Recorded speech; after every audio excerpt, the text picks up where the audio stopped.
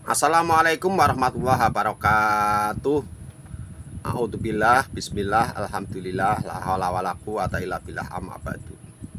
Teman-teman semua, semoga kita senantiasa sehat walafiat teman-teman ya. Amin. Mungkin makrifatnya atau merasa dirinya makrifat, sudah makrifat itu banyak pengetahuan yang disauh dari buku-buku teman-teman. Dari pengertian-pengertiannya, dari buku-buku, banyak buku sumber dari Ahmad itu, Ahmad ini, Ahmad. Misalkan ini dari bukunya Ijim itu, Ijim ini. Jadi makanya ya mengikuti buku itu, pendiriannya, isi buku itu masuk ke dalam pendiriannya, mana dipelajari, dibaca terus berulang-ulang, sehingga ceramah-ceramahnya pun, penyampaian pun, kawruh medar kawruhnya pun plek seperti buku itu isinya ya. Sebenarnya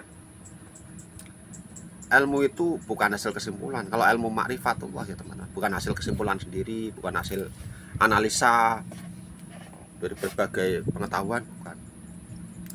Ilmu makrifatullah itu ilmu warisan teman-teman ya, ilmu makrifatullah. Kalau pengertiannya dari buku-buku banyak ya, kalau sumbernya dari buku-buku ya kayak gitu, nanti ngaku, akhirnya ujung-ujungnya ngaku Allah, karena buku-buku itu kan karangan oknum.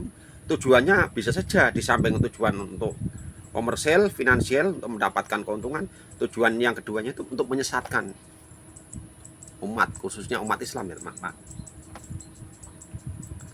Buku-buku jadikan pedoman untuk medar kawruh, untuk ceramah yang merendahkan, menjelek-jelekan ya paham lain, jelek-jelekan, dijelek-jelekan, dikupas, di apa namanya, dicela. Nggak boleh seperti itu harusnya teman-teman ya. Pedomannya Quran hadis. Islam itu kan diwasiatkan Quran hadis. Barang siapa yang berpedoman pada dua itu, maka tidak akan tersesat lama-lamanya. Saya pernah baca seperti itu, kalau nggak salah. Mohon maaf kalau salah, saya nggak punya kitabnya, cuma pernah baca. Jadi sumbernya dari buku, dan buku itu diciptakan oleh oknum yang bisa saja berisi doktrin-doktrin tujuannya untuk memecah belah, mengadu domba, menyesatkan. Akhirnya ujung-ujungnya ngaku-ngaku Allah. Orang yang makrifatnya tinggi, ilmu makrifat itu bukan mengaku-ngaku Allah teman-teman, bukan, tapi pedomannya dengan nama Allah, dengan nama Allah, di atas nama Allah. Seperti ya pejabat-pejabat lain, dengan nama presiden tidak mau presiden, dengan nama gubernur tidak mau gubernur. Nah, kalau diberi wasiat ngaku gubernur, itu bukan orang yang pegang wasiat, bukan orang yang memegang surat mandat, bukan orang yang memegang ayat tersirat, firman tersirat, bukan, tapi itu orang yang menyangka-nyangka ya, dari hasil membaca pengertian itu, menyangka-nyangka dirinya. Nah, itu mengaku-ngaku, akhirnya kalau mengerti ilmunya dapat warisan ya, yang tidak di buku-buku nggak ada, dapat warisan, penyampaiannya juga rahasia, diamalkan dengan tekun ya, kemudian ketemu dengan disbahnya, ketemu dengan hostnya, dipertemukan, dibukakan ya. Ya, hostnya itu ada beberapa macam ya, antara lain gerinjalnya diri sejati, atau gerinjalnya diri yang hidup dari yang mati. Gerinjal, diri yang gerinjal, melesat diri dalam keadaan bawah sadar atau dalam keadaan tran. Jadi yang hidup di dalam diri itu akan keluar andai kata raga ini sudah nggak sadar, sudah mati. Kalau dalam gerak-gerak ini, yang hidup akan didominasi oleh ini gerakan-gerakan fisik ya. Makanya kalau orang yang konsentrasinya sudah tinggi, saya tinggi ya mungkin bisa dikaruniai itu kalau ilmu hikmah. Tapi kalau ilmu tawakal ahadi nggak bisa, itu semua digerakkan oleh Allah. Kita itu hanya wayang, kita itu hanya wayang, hanya bayang, hanya masyar. Jadi kalau ilmu tawakal ahadi itu set kita pengen raga sukma, pengen lepas yang hidup dari yang pengen ke sana, terus nggak bisa. Ya karena Allah tidak bisa didikte oleh kita, tapi Allah akan karuniakan apa kepada kita sesuai dengan apa yang kondisi situasi dan kondisi yang kita alami, yang kita butuhkan, yang terbaik menurut Allah.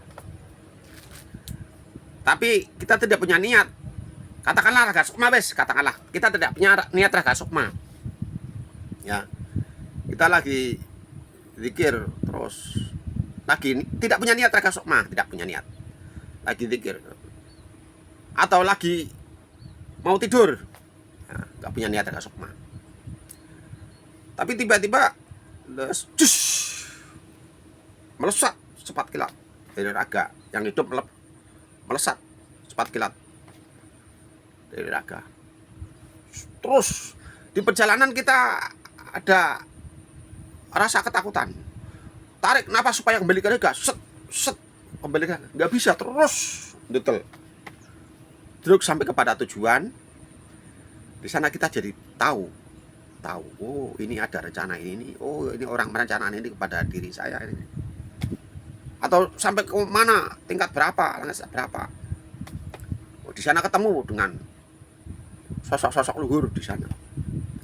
Setelah pulang keragak genjal, bangun, wah sadar, oh iya ternyata orang itu punya etikat nggak baik terhadap kita.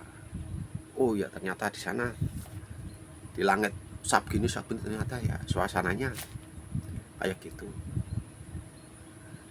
Itu teman-teman, tawakal hati berbedanya dengan raga sukma. Jadi ilmu kalau mengambil dari buku-buku itu isinya yang pertama itu menjelek-jelekan, mencela yang tidak sepaham dengan dirinya, menjelek-jelekan, dihujat, dicela. Itu yang pertama. Itu yang kedua itu dirinya kemudian ngaku-ngaku, ya ngaku-ngaku. Yang ketiga itu apa itu ya, janggal dalam penyampaiannya, janggal. Kemudian berbeda dengan ilmu yang diambil dari amal, ilmu dan amal yang dirinya sendiri tempa. Berbeda ilmu dari buku dengan ilmu yang keluar dari penempaan diri, dari ilmu yang diberi, diwarisi, kemudian dijalani. Itu bisa akan menyampaikan, nanti akan memancar dalam tutur kata dan perbuatan itu yang akan ya memberikan sinar cahaya terang, ya. Terang bukan terang padang kayak serangga matahari, tapi akan juga akan kebaikan, akan kedamaian, akan menyampaikan yang benar itu benar, yang salah. Itu teman-teman. Ya, nanti karena waktu terbatas, karena secara terbatas ya teman-teman. Kita lanjut lagi, mudah-mudahan kita bisa saling berbagi. Apabila ada tutur kata yang tidak berkenan, saya mohon maaf. Wabillahi taufiq wal hidayah. Wassalamualaikum warahmatullahi wabarakatuh.